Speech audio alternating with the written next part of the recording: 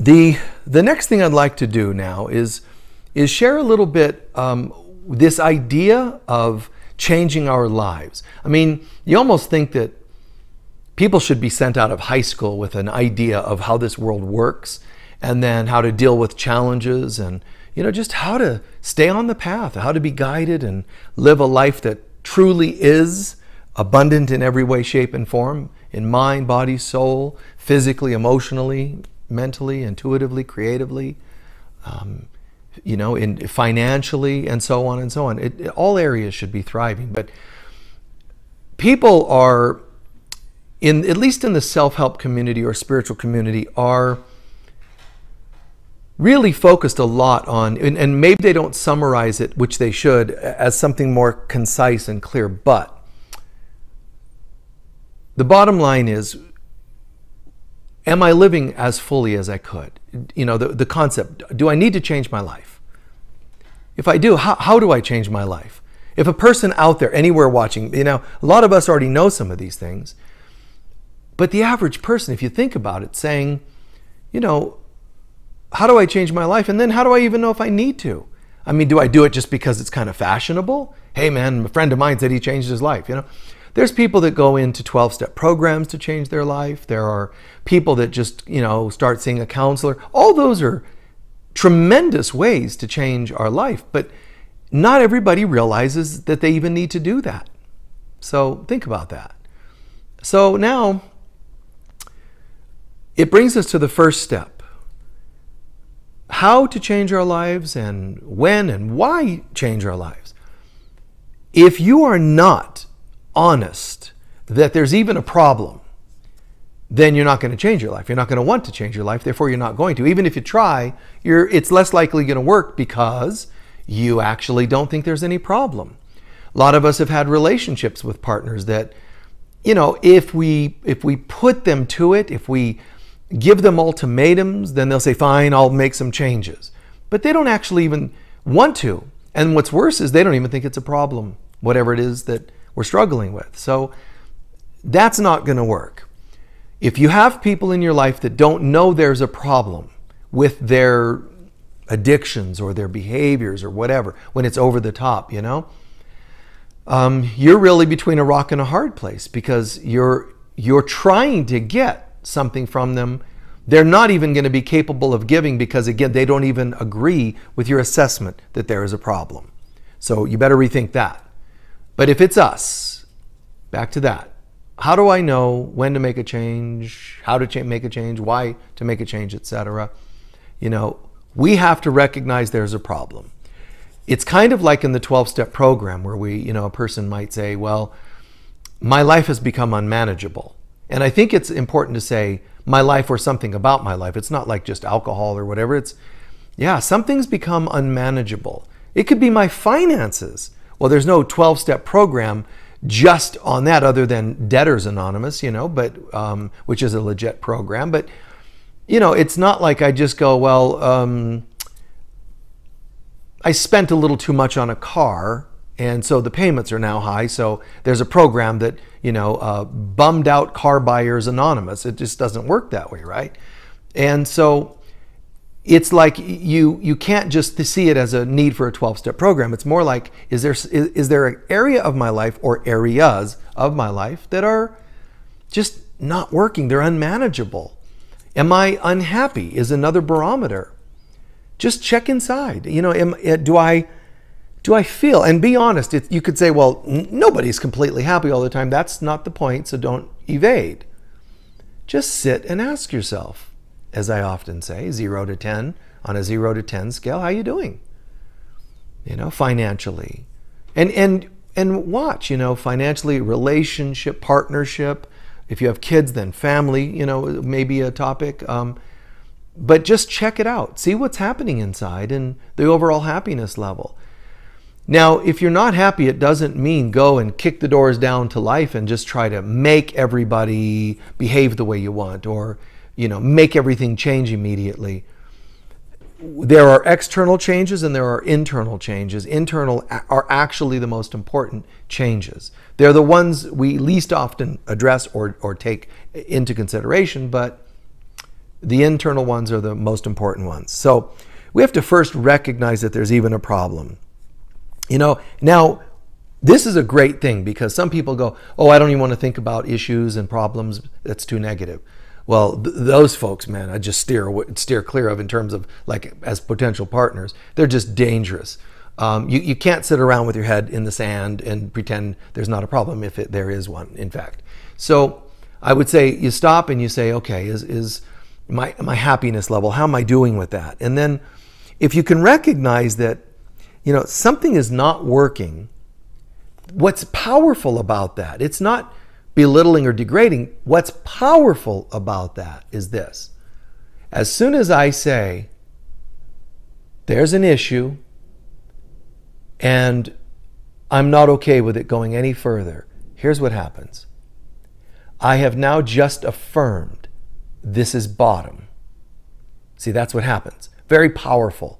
The whole universe can listen and say, hold it a minute, hold it everyone. They're announcing that they don't want this to go any lower. That's an amazing moment of epiphany. Like, oh my God, I'm not going to be a criminal anymore. I'm not going to be hurtful anymore. I'm not going to do whatever it was I was doing anymore. And the things we have done, the ego's going to say, who do you think you are trying to like change the contract now? I've got a written contract. You signed it in blood that, you're going to be a challenge to somebody at work. Or I've got it written in blood that you're going to struggle with 6 more years of a relationship with somebody. That's all fine and dandy, except when Spirit, God, Christ consciousness opens the book in the spiritual courtroom, there's nothing written. The ego's telling you it's in there. Just like if somebody says to you, we have evidence of, and you can panic before you even see the evidence because it doesn't feel good to be attacked, right? So it's like that. The ego just attacks to make everybody react, but it's hollow. It doesn't have anything. It's just hot air, as we used to say in different, cultures. Somebody's just being all hot air. So the ego is very much hot air. It's got nothing. Spiritually speaking, however, in the illusion of life, the ego knows that you have done some things. You did drink, after all, a lot, or smoke a lot in your teens, your 20s, your 30s, and then 45, you changed your life. Good job. The ego's like, well, I will not have this. So what it's going to do is remind you, and it's going to just remind you and remind you and remind you, not consciously. It could be a little bit consciously, your conscience, unconsciously, definitely, but it's going to be reaching into your body, trying to squeeze cells and your glands into excreting into your system a disease related to that drinking that you were doing. It's not going to just go, well, I guess I should just move somewhere else. This person's stopped drinking, so I guess they don't even have an ego. It doesn't work like that. The ego is with us beginning till end of time. And I said end of time. That means there is an end. When time ends, ego's gone. And that's when we enter the timelessness of Christ consciousness again, which we can have moments of here, which means we can override time even in this dimension, here and now, this place. But it happens in fleeting moments, and those are called miracles. So, or holy instants, when those kinds of things happen. So, you have to think in terms of, I'm going to call this bottom, and that's cool, because it means, okay, that's it. It stops here. Now it only gets better from here. And it does, but the ego can kind of mess with you. It can kind of go back and try and mess, karma and conscience and haunt you in your dreams. It does. It's a lot like what Christians call the devil messing with you. It's kind of like that. But the ego is not beings with pitchforks trying to haunt me in my room at night when I sleep. It's in my mind. They're my conscience, my ego's attempt to give me a conscience on its terms. So it jabs, it stabs, it blames, it shames, it guilts, and so on and so on. And those become the demons that this devil called the ego uses to haunt us. And again, but if I say this is bottom, I've already made an affirmation that essentially sends shudders of fear through the ego. Because when you say this is it, it knows at that moment the human ego is on borrowed time. When you don't have a bottom, so to speak, on this, on your life or on any topic, when there's no bottom, this is interesting because how the book of Revelation refers to the bottomless pit, that there's a point where the bottomless pit is opened and torments come out of the bottomless pit to harm mankind. And that's us. That's our stuff coming back to haunt us. Okay, so, keep this in mind. It's not unlike the 12-step program, but what it means is I can't fall any further. I mean, this is it. Very empowering. And like I said, sends fear to the ego because it says, oh, geez, one of those people that are waking up. It's very cool. Think about the metaphor. The floor is now set. You can't go any further. So worst case, I remain as I am, and that's not okay to the ego. It wants demolishing. It wants desolation. And that's not going to happen. Clearly, the second thing I need to do is, what was happening wasn't working. My life was unmanageable, or something was out of control, or I decided I'm not going to keep putting up with my conscience, like my negative conscience trying to tell me I'm a bad person, or call it low self-worth, low patterns, ego-based patterns, anything you want to call it, and whatever we're talking about. You set a bottom to that, done. Now take a breath. What do I need to do next? The teacher I was listening to, ego/low self-worth, etc., was not working. At least not working in making me happy. But guys, this is not just a barometer about happiness. This is actually a truth and lie, a reality and illusion conversation we're having. So when I say put the bottom on something, we're not just fighting a force. We are actually saying no to illusion, which means not yes to God yet, not yes to reality yet, but it means I'm open to that. You still have to choose it. Just because I will go no further down doesn't mean I've gone all the way up. Now I have to choose. So step 2 in changing your life, transforming your life for the better. Step 2, I need a new teacher. Meaning, I'm going to start adopting a new mindset to listen to. For example, if you watch a certain show, let's say a favorite show, you might notice, or if you hang around certain people, you might notice you pick up a little of their languaging, maybe some of their mannerisms. It's kind of pop culture, concept. You see these things and then the people start adapting it if they like it or if they identify with it. Same thing. The new mind has to be adopted, and we choose to step into it and say, okay, my new mind is something like, let's say, spiritual writings, love-based writings, things focused on love, peace, happiness. Start to, emulate, start to hold a little self-discipline, yes, but also it becomes natural when I read positive things, love-based materials, movies, shows, friends. I start to kind of be that. So it's a start to say, I'm going to start identifying with things more positive. Not just positive like, I am wonderful, because that could also be ego stroking. I mean positive as in the truth of God. Read positive stuff. Now you could say, would the Bible be one of those? Nah, not all the time, no.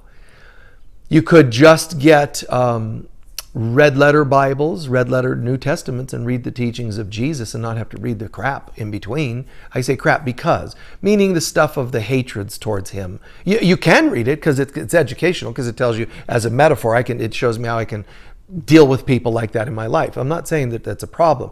I'm just saying you don't want to get caught up in the minutia, Old Testament especially, not because there's not positivity, because there's lots of positivity in there, but it's old for a reason. It's old thinking, hard ways of living. So there's a lot to really have to maneuver through. If you want to access materials like that, find a book or something online, that like positive excerpts from the Old Testament. positive lessons gained from patriarchs and matriarchs of the Bible. Extract it. Find things that feed the soul and not just add burden to the head. Okay, but more importantly, even than that, that's all helpful, but more importantly, you need a new teacher. Now, for $99.99, I can be, no, I'm kidding. This is what teachers will tell you. You need me, you need a yogi, you need a teacher, a spiritual teacher, you need a healer, you need, we're only resources. God is your source. If you have a teacher or a healer, if you have a healer that fails to introduce you to your ego so that you can start working on whatever caused you to need a healer, they are a failed healer. They're an unhealed healer. That's what it's called in Greek mythology as well. You know, they're just the unhealed healer. We won't get into the names of the characters in the Greek mythology, but it's the concept, okay? You don't want to be an unhealed healer, and you don't want to use an unhealed healer. So you want one that understands that whatever you're struggling with, it starts in the higher mind, the soul, and it starts in our belief systems. Now, I'm not saying they should sit around and say to you, oh, that's ego, you know, and make you call everything ego and track it down to the ego. No, compassion, listening to a problem you're having, that's all a good start. That's called bridging. But if they say to you, well, the reason you're sick is because your doctor's incompetent, that's not helping, that's blaming. If they say to you, don't go to that healer, I'm a better healer, guys, just watch. Don't mess with stuff like that. Healers that seem like they are standing in the light of God, that's what matters, that's what's important, okay? All right, so you need a new teacher. Any teacher, spiritual teacher, and healers too, but any spiritual teachers that fail to understand that they are, that they're replaceable, meaning we're only playing a role. We're only here shining some light.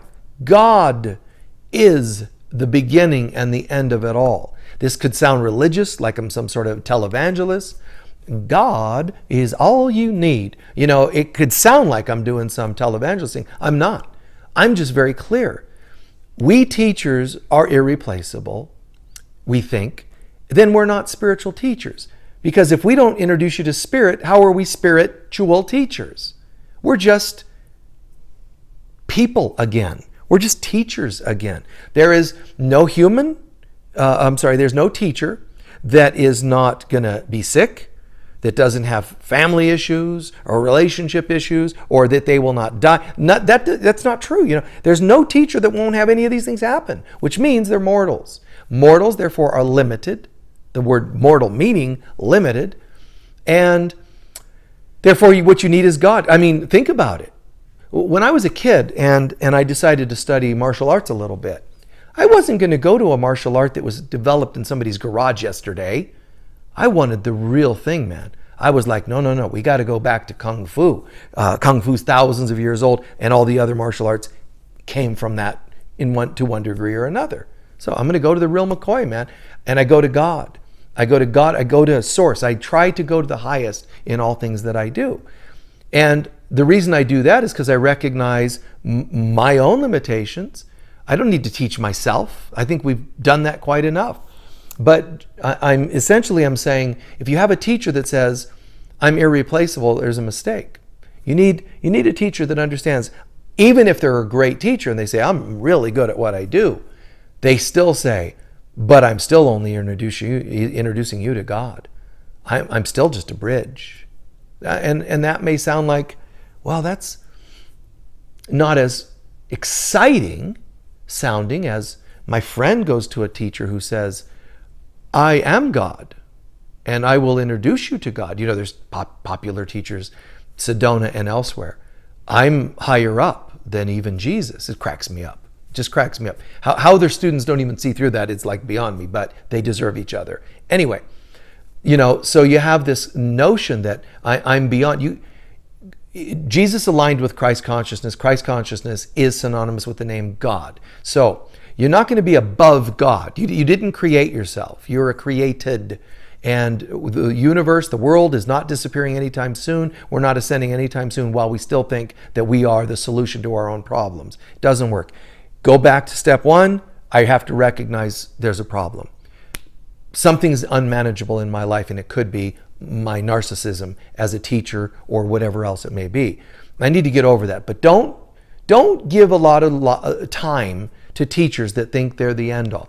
I mean, I think I'm a wonderful teacher. I think I'm good at it. People give me good feedback. Great, great, great. Nothing wrong with seeing you're a good surgeon, a good mother, whatever. That's not a problem. It's to recognize at the end of the day, who am I serving as a teacher, a mother, whatever. And all of us have to recognize whatever roles we play here, even Jesus says in A Course in Miracles about himself, whatever roles we play here, we are all equal. We are all equally in this, and we're in this together. Good teachers deserve respect from students. Good moms deserve respect from their children. But that's it. They deserve respect, but they're not the end all. So keep this in mind. You need a teacher. So all I'm really trying to say in this last bit of the speech here, is that you need a teacher. Why not get one that is beyond the problems instead of one that's still plagued by them? And of course, you still need one here on earth to help bridge. But that person, I think, needs to be humble, needs to recognize that they're just playing a role right now. And they need to recognize that God's really ultimately the thing we're going to work. If I see myself at all better than you, then there's a problem. I don't see myself as better, I being any of us in the role of teacher, mom, whatever. Even though you're the mom, you're not better than your children. Everyone's equal, Jesus included. The attainment he got to, Christ consciousness, is not equal to human consciousness. As humans, we're all the same. As Christ, we're all the same. But humans are not the same as Christ. Christ is remembrance of our divinity. So it's important sort of to bow to that part of ourselves, our divine nature. But even the Christ within us knows it is only the Christ when it bows to the Father, Mother that created that Christ. So I hope that makes sense, because I'm really trying to emphasize that we don't get anywhere without that humility and so forth. But we do need a new teacher, the ultimate teacher, God. Make God your guide, the Holy Spirit, the Divine Mother, Christ. Make them your guide, your healer, your teacher. And they guide you then internally. They become your new voice instead of your ego conscience. You now have a spiritual conscience, a guiding voice, a knowingness, but then also exponential awakenings. Then also healings of various kinds, levels. And last but not least, that guide will also help you find the best teachers. There was something in me since I was a kid, and it was because of past lives, that taught me, like God first. That one simple principle, God first, I can't even tell you, made all the difference in the world in my studies. I didn't even have to study much. In my studies, the God first principle was very important, because it helped me decide not to settle. If it's God first, why would I listen to that? Why would I listen to this preacher on TV that's telling me I'm a horrible person, or tell me that you're a horrible person? Why would I do any of it? It just didn't make sense. When it's like Jesus says in A Course in Miracles, when you know where you want to go, the curriculum falls into place. You go off to college, let's say, and they say, what would you like to major in? I don't know. I'm just going to, I guess, take classes. Well, you could do that forever. Like literally, you could sit there until you die, taking classes in the college, even repeating classes.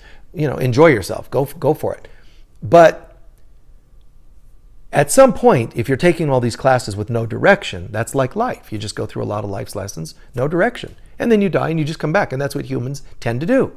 No direction. We think we have direction. A job, a retirement, die. Great direction. But besides that, Spirit saying, if you would just make your goal my consciousness, seek first the kingdom, my consciousness, then the curriculum would fall into place. Now, even if you think, I don't have any particular goal, there's actually a curriculum. It's called Getting Nowhere. So when you decide to change your life, all of a sudden the universe just goes, what? Seriously? Wow. And it just, boom, just shakes clear for a moment, and they await your orders. Your orders. Because you have free will to choose this. Your orders can be, oh, never mind, I decided it's probably going to be too much work. Okay, and they just reassign all the same old patterns that were there 3 seconds ago. They could also go, hold it, and you go, tiny changes. Can we do tiny changes? And then they put as your goal, like your major, instead of, law degree or whatever it is, they're going to go tiny changes. And then that's the curriculum. Tiny shifts, tiny improvements, and everything comes in for that. When you say I want a doctorate versus a, AA degree, BS degree, whatever, all these things, it's like associate's degree or whatever. It's going to give you, there's certain classes that are for those degrees. You're going to need this, this, this, this. It's the same in life. What would you like? I just take a little nothingness for 25, Alec, like you're on Life Jeopardy class or something, or game show, and I'll take a little of nothing, So you get nothing. They just put this in front of you and like, okay, they're probably going to just die and come back later and have to do it again and again until they decide to ask for more. But when you say, I'm ready for awakening, ooh, universe goes, hold it. How much awakening would you like? Like some of the game shows, how much would you like to bet on this particular answer you're about to give or whatever, And it's like, I'm going to bet the whole pot or half or whatever it is. And that's the investment we make. How much awakening do you want to have? And one of the changes in dispensations on planet Earth, one of the changes is human beings are starting to, more than ever, they're starting to say, settling just doesn't really work for me anymore. I don't want just mild changes. I don't want to come here and just have children and grandchildren and die. That's a very bold statement because this world will tell you that that's all you're here for. So when you decide to make major changes in consciousness, you're going against everything that is of this world in terms of programming and patterning and so on. So you're really shaking things up. So you say, no, I'm ready for major changes. The bummer, of course, is that the ego goes, oh, really? You think so, huh? And so, and it's not that there's an ego that has power over you. So I'm not saying, watch out, now there's a devil. I'm saying that it's our own fear of awakening, the ego. It's just our own fear of awakening that starts throwing stuff back at ourselves to deter us, It's just to put obstacles. And you are at any time allowed to say, no, I'm regretting some awakening. I want to go back to sleep. You can't really say that and keep a straight face because you know darn well that the real you doesn't want to do that. Stuff happens and it causes us to get scared and confused. And I've said this many times. If we're there for each other, guys, it makes the journey a lot less challenging. If we can be there for each other and say, oh, you did that? God, I went through that last week. Let me explain some of that. Oh, thanks for the insights. I mean, it really makes a huge difference. So the step one, recognize there's an issue that you're not happy or that there's a challenge of some kind. Secondly, recognize you need a new teacher. You need a different teacher. And I would say get one that is beyond problems, and it's called God. Then get some human ones that seem to be fairly doing well with their problems. If they're, great teachers, but constantly messed up and distracted with God knows what, I would say maybe trade them in for a better one. I wouldn't say try to find one that's perfect, because your ego can actually send you out looking for a perfect teacher knowing that they can't meet that standard, which is kind of funny, because why would the ego want you looking for somebody to teach you? Because if you end up judging the person at the end of the day, none of it worked anyway, so the ego's okay with that. So I would just say be careful. And, I try to do my best to be, open about life's challenges and things I've gone through. I don't have tons of stuff like some people have where I could say every day, God, I'm just a horrible person and barely make it spiritually. And there's teachers like that, and I think that's great. That may not be the one for me, but it would be the right one for other people that maybe struggle equally. But I really do my best to live this. And I would say, a lot of people would give me an A+, and people have said that. I would give myself about an A-, but an A nevertheless. And for me, I'm pretty stringent, So when I say, I give myself an A-, that's pretty good for most people. But I would say A- because there's moments of impatience with this world. There's moments of sadness, and God is totally fine with my feeling that way. I believe that. But there's moments of sadness, the way things are and the challenges. There's a thing in the diary notes, we'll call them, the extra notes in A Course in Miracles. And such an interesting little passage where Helen, who scribes A Course in Miracles, and Jesus are talking. And the topic of, here she is getting sublime information from Jesus all the time. But there's this moment where the Holocaust is brought up from World War II. And the response was, I have shed many tears over that. And I've never forgotten that when I read that. This is many years ago. But it's like, wow. I've shed many tears over that. God's okay with you and I feeling sometimes sad at the stuff we do to each other. It may be a temporary thing. It may be a dream, an illusion, whatever you want to call it. But in the illusion, it is still a nightmare. And if I were a parent and I walk into a room and my child's having a nightmare, I don't smack them and say, knock it off. It's just an illusion. It's a nightmare. God, how do you not feel in that moment sad for their pain? You're glad because part of you knows they'll be over it in a minute. But in the moment, you feel for them. Believe it or not, that's how God feels for us. Almost like sad that we're in such pain. Knows it's all going to work out, that we're all okay, but is sad. And one of you wrote in a question recently that said, what's it all about, man? Why do we even bother? Why bother praying? Things are going to just happen anyway, and and so on. It's almost fatalistic. And yeah, to a degree that's, that could be seen as true. But no, prayer helps. Not because things are no longer going to happen because I started praying, but the prayer restores me back to sanity sooner. It also keeps me from straying more often, but it helps me come back to center. But things are going to happen. And the shocks of life and unexpected things. And what some people don't realize is that, most people don't realize, is that some of the horrible things that happen are happening because we perpetuate them. We feed them with fear and hate and judgment.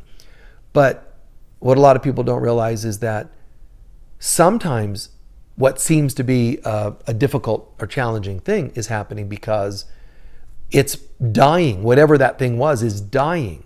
You can have it's almost like the witch in Wizard of Oz screaming, I'm melting. Well, it's doing that because it's dying, but it's evil, but it still screams on its way out. You have fevers when your body's trying to heal itself. Right? It's a form of it trying to burn off a virus, let's say. So it's along those lines that some of the things that happen are happening as part of a healing process rather than an embedding more problems process.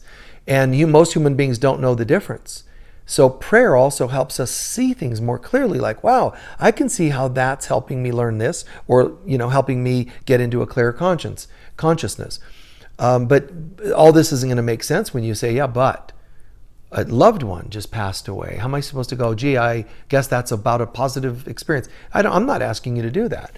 I would just say cry. God would say, just cry and let it be for a minute. Don't try to get in your head. Don't try to justify it or deny it or minimize it. Just cry. That's where you're at. And then when you're done crying, don't forget to stop for a minute and say, okay, now that I've vented a little bit, I'm open to understanding this to a new level. I'm open to getting the most I can get from this. So show me, God, how you see this experience. And then new insights come.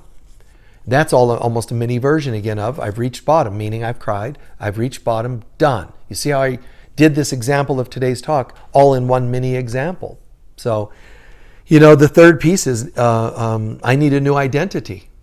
I mean, I got a new teachers, but the teacher of teachers.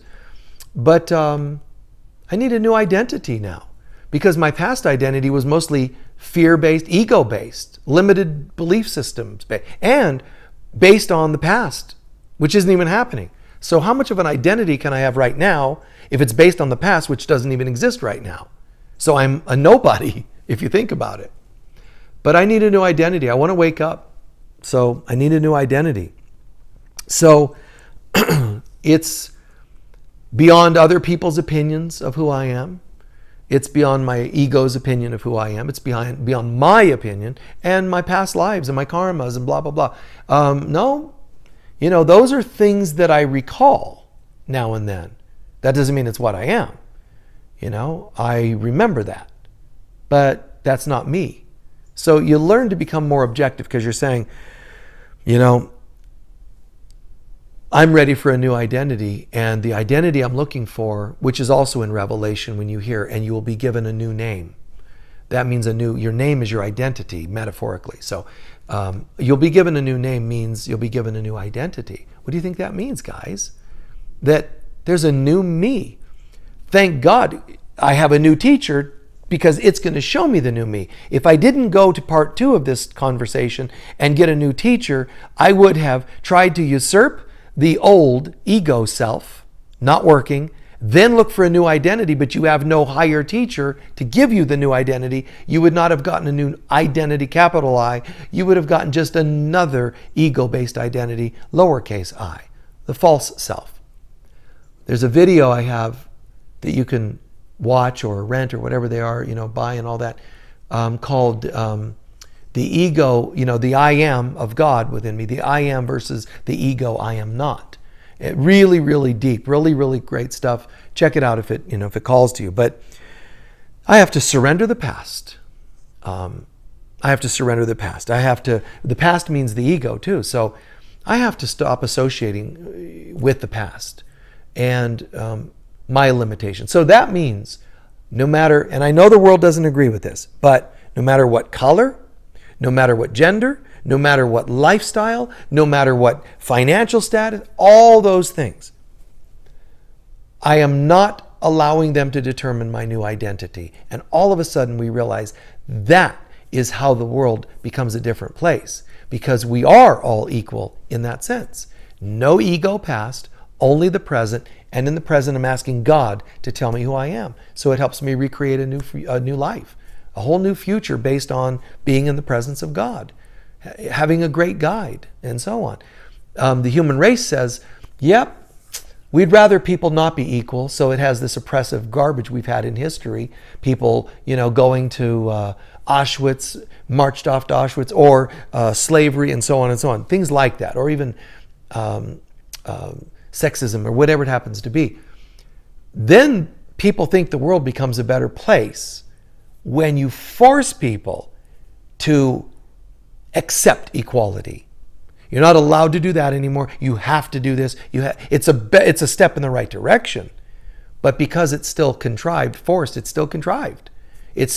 People still have these angry thoughts about genders and whatevers, Well, we have to make equal rights for women. We have to make equal rights for all races and whatever, people of different styles and so on. The have to isn't yet the right way. We have to wake up and choose it.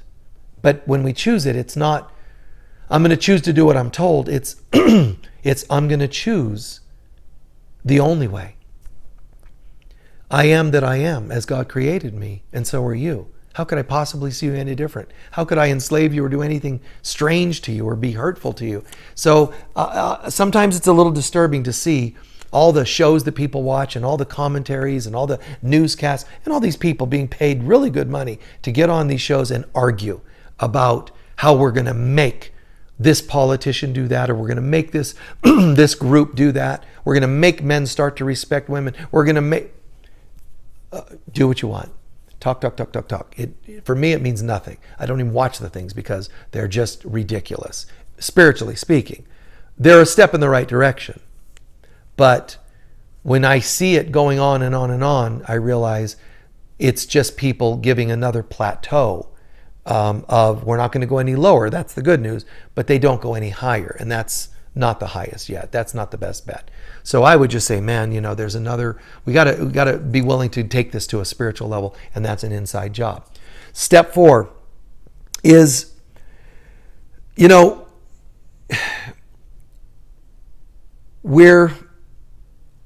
step 4 I said, we're releasing the past. But the next step is all of a sudden I start to recognize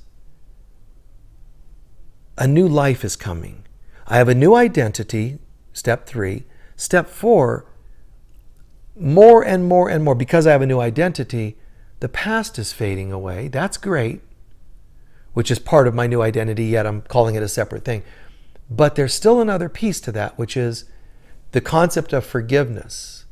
I have to not only forgive all the people that rise to my attention at any given moment, but I also have to forgive myself, because at any time when I thought I was better than someone else, at any time I thought, for example, someone has harmed me, I need to forgive them. Yeah, true. But I also have to forgive myself for thinking that there was anything in me at all that was okay with that. Well, I've been in 3 businesses and every one of them, the other business people, they ripped me off. Okay, and I'm sorry, and let's forgive them. But at some point, if that were me, I would have to go, wow, it's a possibility that on some deep level, one of the lessons is for me to come to grips, to understand that I don't need that. It's not my choice anymore. I release it. I've reached bottom. I release it. I give it to God and get a new guide in God. I get a new identity, and the past starts to disperse. And even though the past can start to disperse naturally, I also take active measures, and that's the act of forgiveness. And it's just, it's a natural, it's a natural thing, and it has natural gifts that come from it. And the gifts are back to where we started, happiness. So, am I happy? Are you as thriving and happy and prosperous and healthy and so on as you can be? No. Then and even if you say yes, great. Let's say on a 0 to 10 scale, you go, well, I don't need to listen to this because I'm already like an 8. Great. Let's make 8 bottom. Is that okay? I would. Cool. Now you don't have to drop to a 7 for any reason. Cool, let's start there. From there, well, why do I need to do any better than that? I'm not trying to make you I'm not trying to Tony Robbins you, and you must be a 10 and everybody needs to be a 10 in this world and, kind of like coach you into like blissful success. That's his shtick, and that's cool. Great, and done major changes for a lot of people. But I'm not trying to do that. And I'm not trying to televangelist you into you shameful, sinner. No, man. But I am saying the parts of me that I thought were flawed, sinner's too extreme. The part I thought was flawed, let's call it bottom. And I'm going to rise. Up to a 10, 10, 10, 10, 10. No, that's called obsessiveness. Just happiness. Whether I'm an 8, whether I'm a 9, whether, happiness. But it's a blissful happiness. It's an internal, not an excited happiness, but a contented, a blissful internal experience. And you can say, well, this is all fine and dandy, but he's not sympathizing with the fact that there's issues at hand here. I mean, come on. There's people that are hurting me these days, or I don't like what happens politically, or did you know that on the news there's something, a catastrophe somewhere? You can't be blissed out. Yeah, you can. You can still say, God, it's amazing that that's not happening to me right now. So do I give thanks that I'm not suffering? No. What you do is you give thanks that you have a center, you go to that center, and you send prayers to those who are suffering. That's it. You bring God to those people. You don't pretend it's not happening, but somebody needs to find center and bring help. Bitching about it isn't a healthy prayer style. Complaining and commiserating and blaming and shaming and arguing and, oh my God, it's just not going to help. So the new self kicks in, like I said. With this, my new levels of happiness. And what I'm describing here, let's be clear. Narcissists are not going to like what I'm saying. It doesn't suit them very well. A person who thinks they lack humility, why would they like what I'm saying here? You know, they're lacking humility. I don't need any of this. This is all, you know, old school. I make my own reality. You know, I've made myself a successful man. I don't need to go back to any levels of bowing to God or whatever. Great, you know, well spoken. I think those were Lucifer's last words before he's cast out of heaven in the story. I'm not saying literally. So humility, you know, it's an important piece. So, you know, the narcissist isn't going to dig this, but the truth is, you and I don't know how to fix ourselves because we're in this dimension and problem. I have more insights than some. You have more insights than some. Great. And some of us, therefore, become great teachers. But I don't say that this is all in my teaching, that it's all. All it is doing is introducing you to the all. So there's us with problems, there's the all, and there's a teacher that is a bridge that is to introduce you to the all. And that's our role as teachers and healers. Let's humbly, gratefully play those roles. And even if you're sitting out there going, well, I'm still way down on the food chain, man, tons of problems, tons of issues, tons of whatever. If you're hearing this and you make this something bottom and you start working on a better life in the fashion that I made, maybe how I described it, you're already becoming a teacher. There's already somebody else that's still falling that you can say, as they're falling past you, you know, hey, in case you want to know, that could be enough. That might be the only thing you heard in this talk, which isn't even the most sublime part of what I got to. Just step one. And you are already a teacher potentially that could save souls, believe it or not. Just starting with that. Start where you are. Always start where you are. And give thanks because I got it. I could have actually suffered more. Even if I only had mild unhappiness, believe it or not, it can get worse. You may not think so, but it can get worse.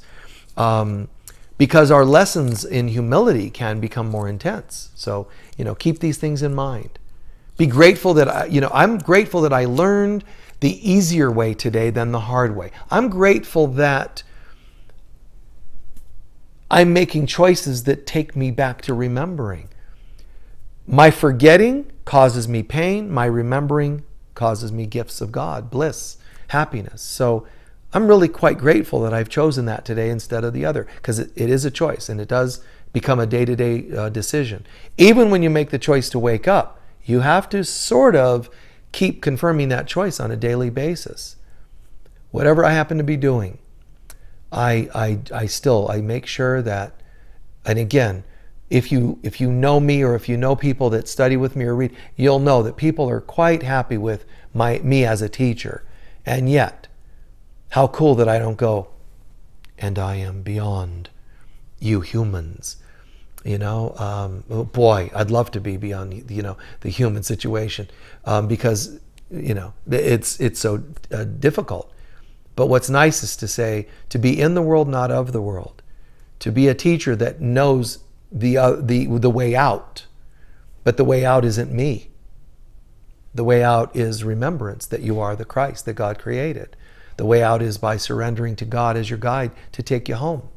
So hopefully you've heard here that some of what I'm saying, like I said, may sound almost religious and some of it new agey, and so because they all have a little something to offer, you just weave it together into something that's actually the sane, accurate answer.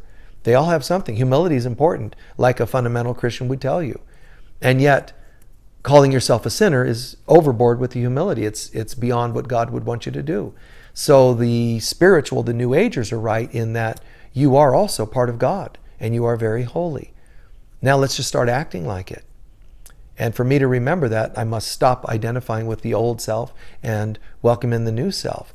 If my new self is only what my spiritual teacher tells me, it's still limited. It's less limited than my ego self telling me who I am, but it's still limited. Let's go one notch higher. God. It will tell me who I am. Teachers, let them remind me. Let them give me some of the food on a day-to-day basis. But the source of the food, spiritual food, is God.